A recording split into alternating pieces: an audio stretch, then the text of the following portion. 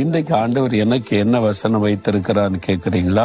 ஒரு ஜெபம், ஆண்டவரை பார்த்து பண்ணுகிற ஜெபம்.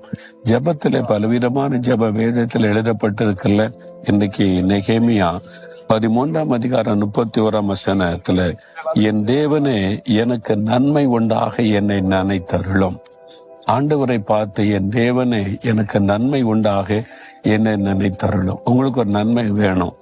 பிள்ளைகள் காரியத்துல, கணவர் காரியத்துல, மனைவி காரியத்துல, வேலையில, பிசினஸ்ல, ஊழியத்துல ஒரு நன்மை நடக்க மாட்டேங்குது, தடையாகிட்டே இருக்குதுல்ல. அந்த நன்மை நடக்கணும்.